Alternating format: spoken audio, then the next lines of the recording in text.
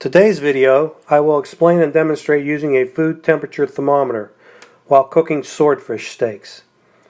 While in the stores, a lot of customers used to ask, how do I cook seafood? How do I cook fish? It's very simple. I used to give them the rule of thumb was for every inch it used to be 10 minutes.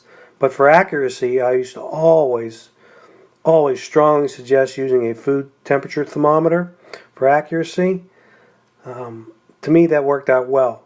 The one that I used to like to use was the mechanical over the digital.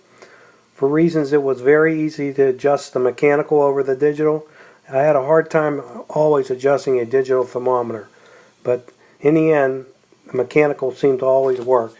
Also, when we developed our retail HACCP program, the government strongly suggested we use a mechanical thermometer, and I'm thinking for reasons, and I know for reasons of using the adjustment. So here you can see we have a mechanical thermometer placed in our swordfish, and you can see the temperature.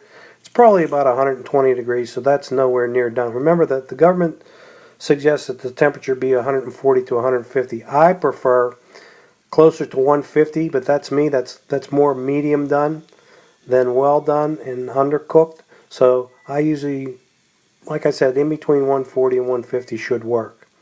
But you can see the thermometer, it's slowly rising.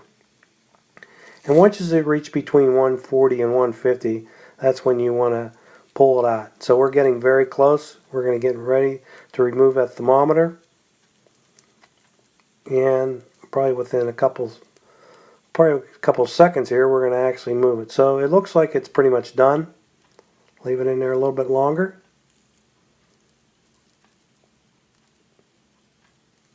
And that looks like it's done. So now we place it on a plate, and this is typically what happens at home. Once you use that mechanical thermometer, you know that it gave you the right temperature. But look, it didn't give you the right temperature. You're probably saying to yourself, I can't believe it, this was raw. How can that be? Well, the reason is because your thermometer was off calibration.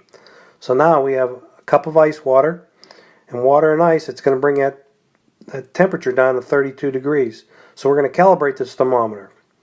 So look at the back of this probe. You can see back there it has a nut at the top. I'm placing my finger at it right now. There it is right there. And this particular mechanical thermometer actually has grooves that you're going to place your probe into, and you're going to push it down. And you're going to push it down all the way until it snaps. Push it down a little bit more, and it snaps into place. This will be able to help you with your adjustment. If you don't have that, you can actually use a pair of pliers to hold the stem, and you're going to turn the dial. So once you got that fixed, ready to go, you're going to place this into the water. That water's 32 degrees. So your probe's probably reading, it's going to be off because we know the swordfish was undercooked. So it gave you a false reading. So you want to match that dial to 32 degrees to match the temperature of the water. So I'm holding the dial and I'm turning the stem. So there it goes. It's going down really close to 32 degrees. You want to make sure that lands right on 32. And it's perfectly calibrated. So there it goes. I'll zoom in a little bit more, and you can see by moving